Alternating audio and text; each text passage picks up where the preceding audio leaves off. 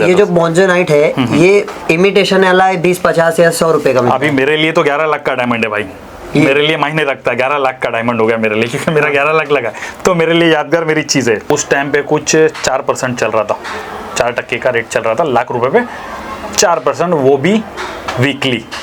हर Friday से Saturday के दिन आपके अकाउंट में डिडक्ट हो जाएगा। और मुझे क्या बोले भाई, ये हलाल कंपनी है, हराम नहीं है। ये कंपनी आपको ऑफर करती है कि आप डायमंड परचेस करो। डायमंड परचेस किए, हम आपको उसका डायमंड का बोनस दे रहे हैं। 2 महीना वेट किया तो देखा अचानक से 7% हो गया। 4% से डायरेक्ट 7% पे आके बोला 7%। तब मेरा दिल गवारा नहीं, मेरी यानी लालच बढ़ गई।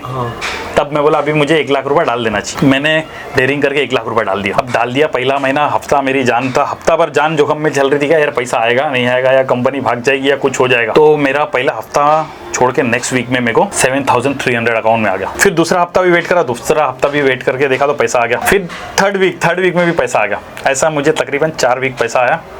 अब मैं लालच बढ़ती गई, मेरा थोड़ा शॉक हो गया। मैं बोला अभी यार दे रहा है जेन्युइन, तो अभी इसमें और फाइनेंस कर सकते अपन लोग। फिर जैसा दिसंबर आया, इनका परसेंटेज बढ़ना चालू हुआ, 7% से 8%, 9%, 10%। जब 10% हुआ तो मैं एकदम शॉक्ड हो गया, यार हफ्ते का 10,000 रुपये लाख रुपए में अब डाल दिया जाए। उम्रा के बड़े बड़े दिग्गजों को देखा मैंने वहाँ पे, जिन्होंने बड़े पैमाने पे पैसे डाले। मेरे पास उन सबके पेपर वर्क्स भी है, आईडी भी, सब चीज लॉगिंग है मेरे पास। 10% हुआ तो पहला अमाउंट मेरा बड़ा था, वो 5 लाख रुपए मैंने डाल दिया। फिर वापस गया, एक बार विजिट किया तो लालच फिर बढ़ी मेरी, फिर मैंने 2 लाख रुपए डाला। ऐसा करते करते मेरा तकरीबन 11 लाख रुपए डाल दिया मैंने। हर वीक में हर परसेंट बढ़ाए जा रहे हो रहा है। अब इतना अमाउंट बड़ा डाल दिए, मेरे साथ में लोगों ने भी डाल दिए, सबने डाल दिए, सब दिल खुश करके सब वेट कर रहे, ये वीक कब आएगा, ये वीक कब आएगा, सबका इंतजार चल रहा था। तो एक दिन पहले ऐसा क्या हो गया कि सब लोग भगदड़ मचा दिए, टोरेस ऑफिस में जाकर के तोड़फोड़ हो गई?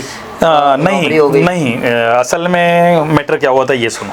असल में जो कंपनी पे सबसे पहली चीज ब्लेम आया था कि कंपनी भाग गई। तो जिस दिन ये रात में हुआ, उस दिन मॉर्निंग में मैं वहाँ पे मौजूद हुआ, सुबह जल्दी पहुंचा। क्या मुझे खबर लगी कि यहाँ पे तोड़फोड़ हो गया। लेकिन जब वहाँ पहुंचा, मैं एक कांस्टेबल से पूछा, अपडेट लिया, सर यहाँ पे क्या हुआ? तो उन्होंने कहा सर रॉबरी हुई है। शाम तक का अपडेट आती है क्या कंपनी ने 3 दिन पहले सबका ऑनलाइन ब्लॉक कर दिया था। तो मेरी भी बत्ती जली। कल मैंने जब संडे के दिन पेमेंट डाला तो वहाँ पे उन लोग कैश ले रहे थे, ऑनलाइन नहीं लिया।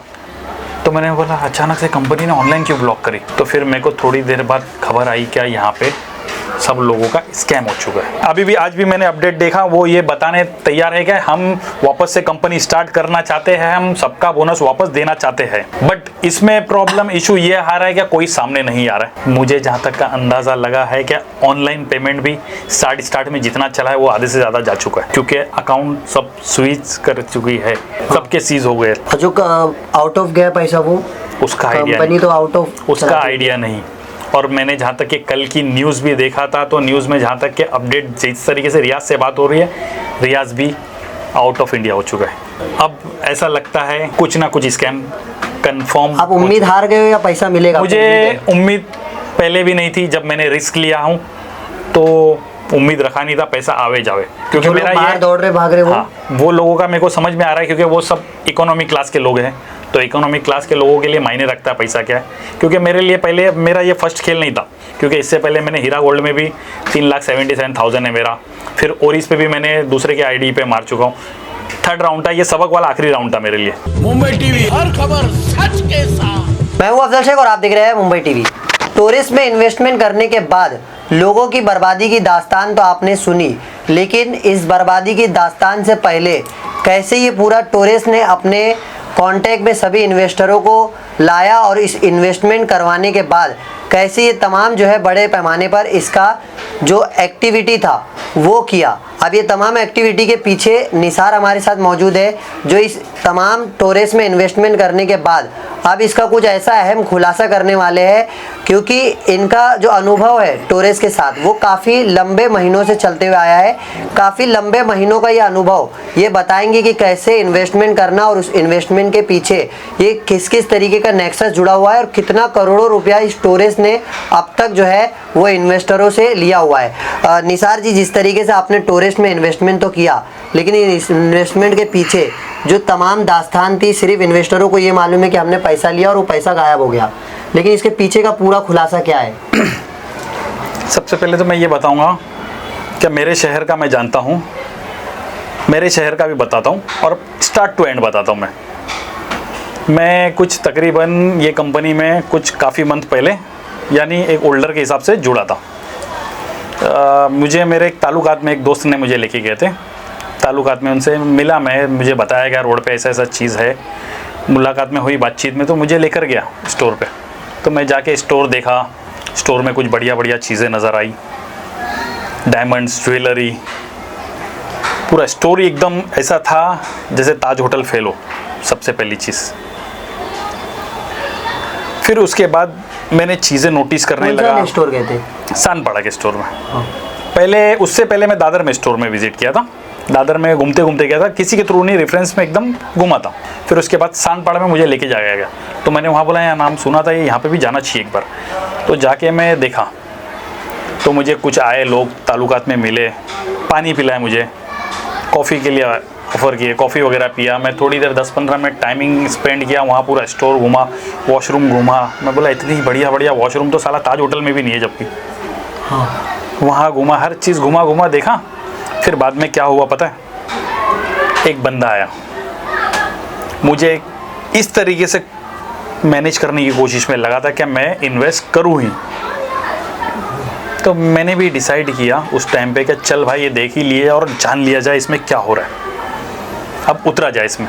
तो मुझे दिखाया गया, ये 4 से 5 महीना पहले की बात है, तभी उतरा। मैं जब देखा क्या ये ऑफ़र है, उस टाइम पे कुछ 4% चल रहा था, 4% का रेट चल रहा था, लाख रुपए पे 4%, वो भी वीकली, हर फ्राइडे से सैटरडे के दिन आपके अकाउंट में डिडक्ट हो जाएगा। हाँ। हर हफ्ते। तो मैं शॉक्ड हो गया थोड़ा सा, 1 लाख रुपए पे हर हफ्ते 4,000 रुपये। तो मेरा दिमाग काम करना थोड़ी देर के लिए बन गया, मैंने कैलसी ऑन कर दिया, फटाफट कैलकुलेशन चालू कर दिया। यार ये दे रहा है, ये तो 2 महीने में पूरा मैं ले रहा हूँ, बाकी और इसके आगे का क्या बेनिफिट। तो कुछ मुझे राय दिया गया, फिर मेरे को कुछ लोग मिले जिनके थ्रू मैंने कोशिश नहीं किया, डाला नहीं मैं जब तक मुझे कुछ इंक्वायरी मिली, जब तक मैंने पैसा डाला नहीं। फिर मुझे हलाल और हराम की जानकारी लेना था। हाँ। तो मैंने एक को कांटेक्ट किया, मेरे ही रेफरेंस है किसी मुमरा में, तो उनसे कांटेक्ट हुआ। मुझे क्या बोले भाई ये हलाल कंपनी है, हराम नहीं है। तो मैंने इस पे चर्चा करना चालू किया, ये कैसे हलाल हो गया। तो इन्होंने बताया कि हम चीज़ तुमको परचेस कर रहे दे रहे हैं, उसका हम आपको बोनस दे रहे हैं। तो मैंने बोला हलाल साबित करो इसमें हलाल। उन्होंने किस तरीके से डिटेक्ट किया मुझे मैं बताता हूँ। उन्होंने कहा आप अगर किसी बिल्डर से घर लेते हो मेंटेनेंस पे, और वो भाड़े पे डाल देते हो, हाँ। भाड़े पे डालते हो और उसका भाड़ा बैठ के खाते हो, बोला हाँ हलाल हो गया। वैसे ही ये कंपनी आपको ऑफर करती है कि आप डायमंड परचेस करो, डायमंड परचेस किए हम आपको उसका डायमंड का बोनस दे रहे हैं। हाँ। तो बोले, मैंने पूछा इतना बोनस कैसे हो सकता है। तो उस टाइम पे इन्होंने बताया कि बोनस कंपनी अभी शुरुआत करी है कि कस्टमर हमसे जुड़े, ताल्लुकात में जुड़े, ताल्लुकात में जुड़ने के बाद ज़्यादा जुड़ेंगे तो ज़्यादा मेजोरिटी, तो उनके लिए ये 4,000 मायने नहीं रखेंगे। फिर उसके बाद मुझे ताल्लुकात हुआ, जब थोड़ा रेफरेंस, थोड़े दिन वेट किया मैंने, 2 महीना वेट किया तो देखा अचानक से 7% हो गया। हाँ। 4% से डायरेक्ट 7% पे आके बोला 7%। तब मेरा दिल गवारा नहीं, मेरी यानी लालच बढ़ गई। हाँ। तब मैं बोला अभी मुझे 1 लाख रुपए डाल देना चाहिए। मैंने डेयरिंग करके 1 लाख रुपए डाल दिया। अब डाल दिया, पहला महीना हफ्ता मेरी जान था, हफ्ता भर जान जोखम में चल रही थी, क्या यार पैसा आएगा नहीं आएगा, या कंपनी भाग जाएगी या कुछ हो जाएगा। तो मेरा पहला हफ्ता छोड़ के नेक्स्ट वीक में मेरे को 7,300 अकाउंट में आ गया। तब मैं देख के शॉक्ड हो गया, यार ये जेन्युइन, यार सही में पैसा आ रहा है। फिर दूसरा हफ्ता भी वेट करा, दूसरा हफ्ता भी वेट करके देखा तो पैसा आ गया। फिर थर्ड वीक में भी पैसा आ गया। ऐसा मुझे तकरीबन 4 वीक पैसा आया। अब मैं लालच बढ़ती गई, मेरा थोड़ा शॉक्ड हो गया। मैं बोला अभी यार दे रहा है जेन्युइन, तो अभी इसमें और फाइनेंस कर सकते अपन लोग। फिर जैसा दिसंबर आया, इनका परसेंटेज बढ़ना चालू हुआ, 7% से 8%, 9%, 10%। जब 10% हुआ तो मैं एकदम शॉक्ड हो गया, यार हफ्ते का 10,000 रुपये, लाख रुपए में अब डाल दिया जाए। तो मेरे को बहुत सारे ताल्लुकात में जुड़ने लगे, मैंने बहुत सारे लोगों को देखा, मुमरा के बड़े बड़े दिग्गजों को देखा मैंने वहाँ पे। जिन्होंने बड़े पैमाने पे पैसे डाले, मेरे पास उन सबके पेपर वर्क्स भी है, आईडी भी, सबके सब चीज़ लॉगिंग है मेरे पास, मैं बताना नहीं चाहूँगा। मैंने वो लोगों को देखा तो मेरी लालच और बढ़ गई, यार ये लोग इतना बड़े पैमाने पे खेल रहे हैं, ये तो छोटा मोटा कुछ मायने नहीं रखेगा तेरे लिए। तो मैंने भी डेयरिंग करके मैंने उस वक्त 10% हुआ तो पहला अमाउंट मेरा बड़ा था, वो 5 लाख रुपए मैंने डाल दिया, 5 लाख डाल दिया। फिर मैं थोड़ा वहाँ से घूमना चालू किया, सर्वे वापस से घूम रहा हूँ, दोस्त लोग के साथ में ताल्लुकात में आ रहा हूँ, मेरे रेफरेंस में और भी लोग आना चालू हो गए। क्या भाई क्या है रोल में, बोला ऐसा ऐसा, जाओ बिंदास डालो, डालना चालू किए लोगों ने किए। फिर उसके बाद मेरी फिर वापस गया, एक बार विजिट किया तो लालच फिर बढ़ी मेरी, फिर मैंने 2 लाख रुपए डाला। ऐसा करते करते मेरा तकरीबन 11 लाख रुपए डाल दिया मैंने, एकदम भरोसा होकर के। भरोसा करके मैं उतर गया, बोला आप डेयरिंग किए हैं तो पूरा उतर जाओ। हाँ। अब मैंने सब कुछ 11 लाख रुपए डाल दिया। फिर मेरे को बीच में ऐसा थोड़ा डाउटफुल होने लगा। फिर जैसे ही मैंने रात में 8 बजे एक लॉगिंग बचा था, तब मैंने 2 लाख रुपए डाला और 10 मिनट बाद देखता हूँ तो फिर वापस 11% कर दिया। हाँ। अब मेरा दिल घबरा गया। हाँ। 8 बजे से 10 बजे के बीच में मैंने डाला हूँ, मेरा नंबर आया संडे के दिन, और 10-10 को मैं देख रहा हूँ क्या कंपनी क्लोज होने के बाद 10-10 को उन्होंने प्रॉपर 11% का अपडेट डाल दिया। अब मैं डर गया। हर वीक में हर परसेंट बढ़ाए जा रहे, हो रहा क्या है। अब इतना अमाउंट बड़ा डाल दिए, मेरे साथ में लोगों ने भी डाल दिए, सबने डाल दिए, सब दिल खुश करके सब वेट कर रहे, ये वीक कब आएगा, ये वीक कब आएगा, ये वीक कब आएगा, सबका इंतज़ार चल रहा था। तो एक दिन पहले ऐसा क्या हो गया कि सब लोग भगदड़ मचा दिए, टोरेस ऑफिस में जाकर के तोड़फोड़ हो गई? नहीं, असल में मैटर क्या हुआ था ये सुनो। असल में जो कंपनी पे सबसे पहली चीज़ ब्लेम आया था क्या कंपनी भाग गई। तो जिस दिन ये रात में हुआ उस दिन मॉर्निंग में मैं वहाँ पे मौजूद हुआ, सुबह जल्दी पहुँचा। क्या मुझे खबर लगी क्या यहाँ पे तोड़फोड़ हो गया।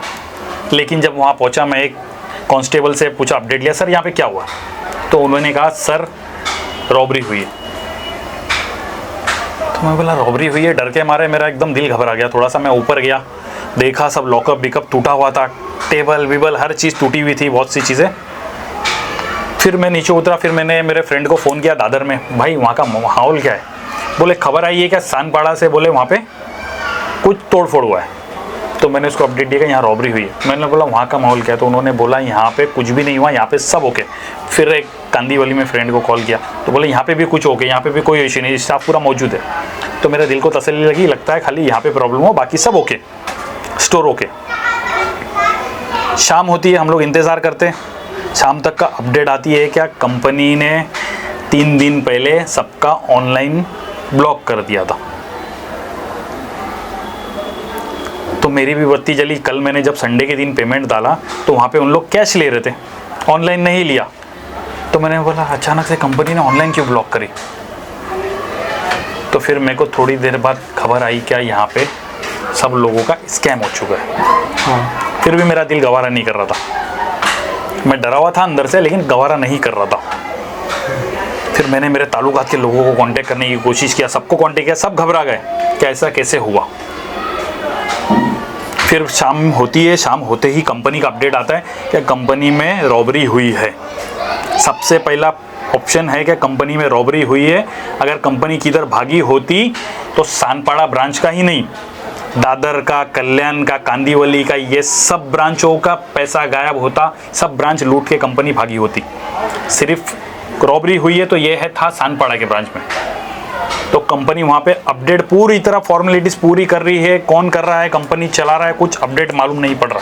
बट कंपनी पे हर डे रोज़ अपडेट एक ही आ रहा है कि कंपनी में रॉबरी है, ये 3 जन शख्स है जिन्होंने रॉबरी किया है। तो कंपनी अभी ये भी तो क्लेम कर रही है कि सब चीज़ें हम वापस से रिवाइज करेंगे, जो भी चीज़ें हुई है। हाँ, ये चीज़ कंपनी अभी भी, आज भी मैंने अपडेट देखा, वो ये बताने तैयार है कि हम वापस से कंपनी स्टार्ट करना चाहते हैं, हम सबका बोनस वापस देना चाहते हैं।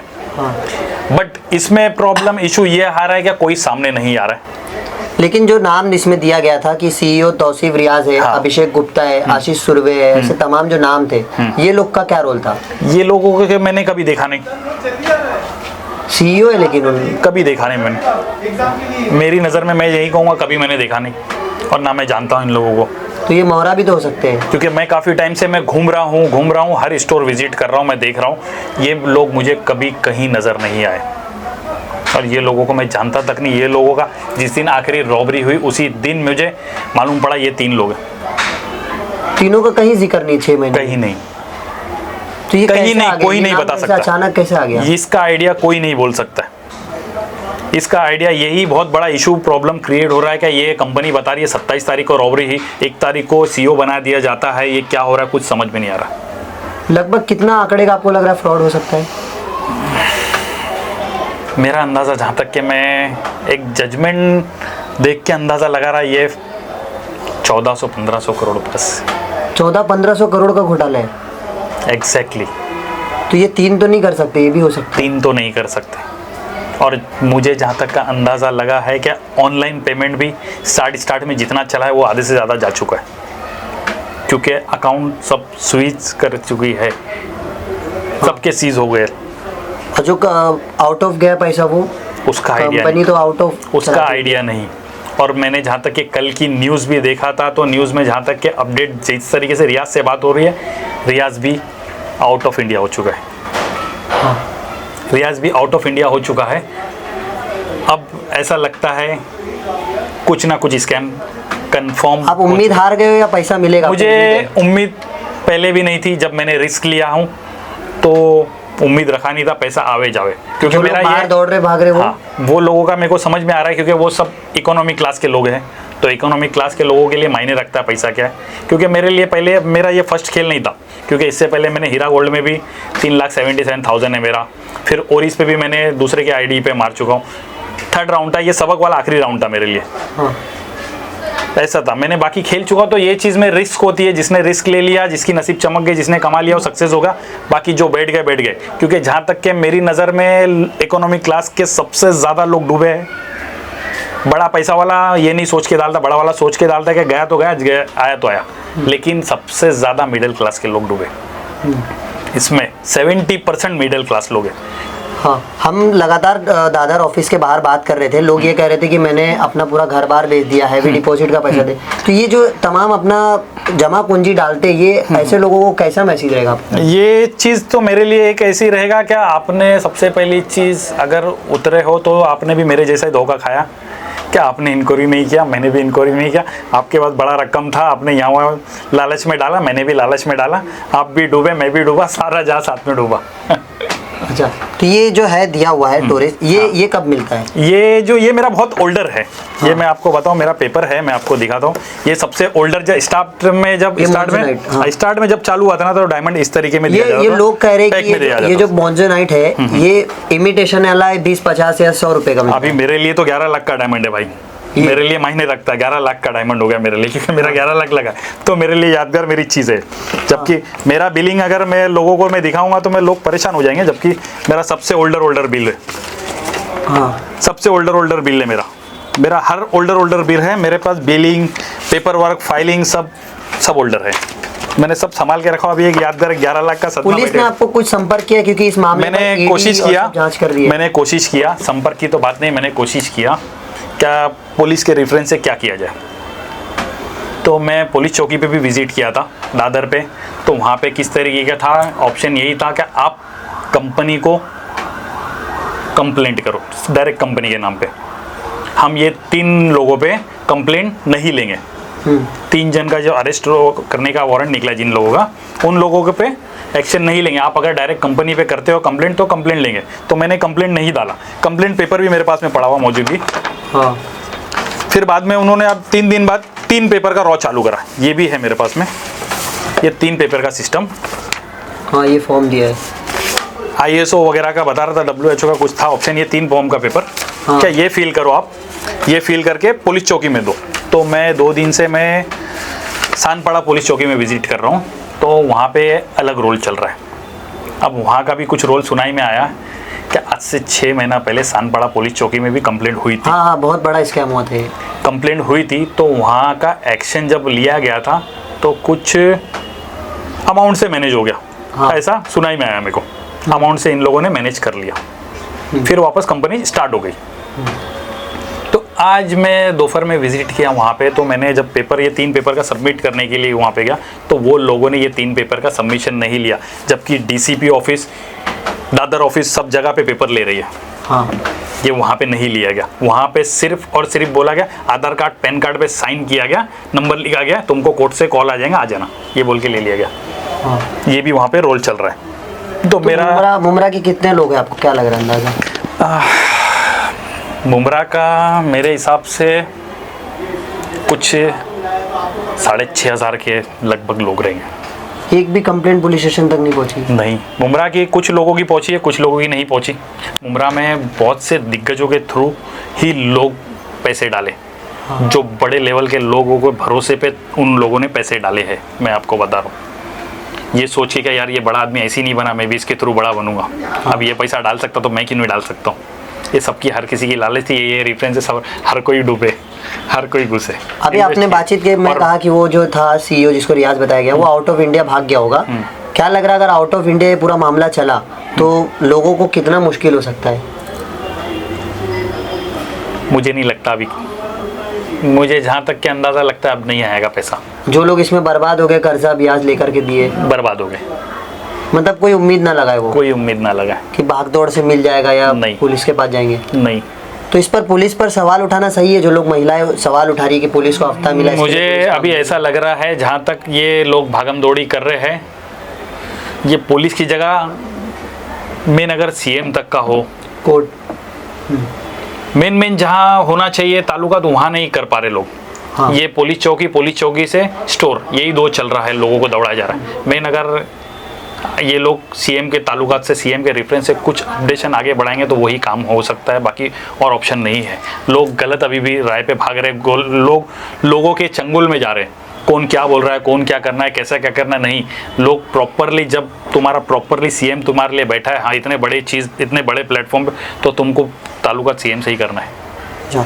लास्ट में ये तमाम जो लोग हैं, लोगों को कैसा संदेश रहेगा और किस तरीके का आगे जो है वो लोगों सावधान रहे? ठीक है, इकोनॉमिक क्लास के लोग हैं, दिल में उम्मीद है, पुलिस वाले ऑप्शन दे रहे हैं कि तुम्हारा पैसा कहीं नहीं जाएगा, आ जाएगा, तुमको वक्त लगेगा। क्योंकि मुझे जानते हो, मैं जानता हूँ, हीरा गोल्ड में मैं भी बैठा हूँ 7 साल से, और इसमें भी बैठा हूँ काफ़ी साल से, तो मुझे तो नहीं आया अब तक। अब आप लोग उम्मीद लगाओ, आपकी मर्जी। अच्छा, लेकिन रिस्क वाला मामला जो है, ये स्कैम बोले तो एक रिस्क की किस्म का गेम हो गया। ये गेम यही होता है, तुम ये चीज़ के लिए तुमको गेम ही है, तुम खेले तो तल तक, नहीं तो कल तक, ऐसा ही है। आज है कल नहीं, ये है इसका, आज नहीं तो कल स्कैम होना ही था। क्यों आज नहीं तो कल स्कैम होना था? ये अभी शुरुआत में दे रहा था करके, इतनी तादाद में कस्टमर थे। जब मुझे पता है, मैं जब 4% में जाके 1 लाख रुपया लगवा रहा था, तो मुझे पता है मेरे सिवाय कोई स्टाफ नजर नहीं आ रहा था। हाँ। मैं था और स्टाफ वाले बैठ के साथ में मैंने किया, अकेला आदमी था जब मैं 4% में था। हाँ। फिर उसके बाद 7% में भी गया, तो मैं आराम से बैठ के चाय कॉफी नाश्ता करके अकेला, मुझे लग रहा था मैं अकेला फॉर्म भरने आया। यहाँ पे हो गया धोखा, और यहाँ पे हो गया लोगों के साथ धोखा। तो ये थे निसार शेख, मुमरा के रहने वाले। पूरा इन्होंने खुलासा किया टोरेस को लेकर कि इन्वेस्टमेंट के नाम पर लोगों को कैसे जोड़ा गया, और जोड़ने के बाद एक बड़ा जो ब्याज था उसको दिखा करके जो लाखों करोड़ों रुपए है वो जनता के लूट लिए गए। लेकिन जनता जो ये सोच रही है अभी भी, और तमाम तरीके से कोशिश कर रही है कि टूरिस्ट ऑफिस या पुलिस स्टेशन जाकर के उनको पैसा मिलेगा, तो वो ज़्यादा उम्मीद ना लगाए, क्योंकि इस तरीके के मामले पिछले काफ़ी सालों से चलते हुए आ रहे हैं, और जिसको लेकर आज भी लोग जो है उम्मीद में है कि हीरा गोल्ड का पैसा उन्हें मिलेगा या ओरिस जैसे क्रिप्टो करेंसी का पैसा मिलेगा। लेकिन कोई पैसा जो है वो काफ़ी लंबे समय चलने के बाद मिलता नहीं है, और लोग जो है अपनी चप्पलें घसा देते हैं। अब ये देखना है निसार शेख की इस अपील को जो टोरेस के इन्वेस्टर है वो कैसे देखते हैं, और किस तरीके से अब वो जो है इस तमाम चीज़ों को लेकर महाराष्ट्र के मुख्यमंत्री से अपील करते हैं। कैमरामैन नाविद कुरैशी के साथ अफजल शेख, मुंबई टीवी।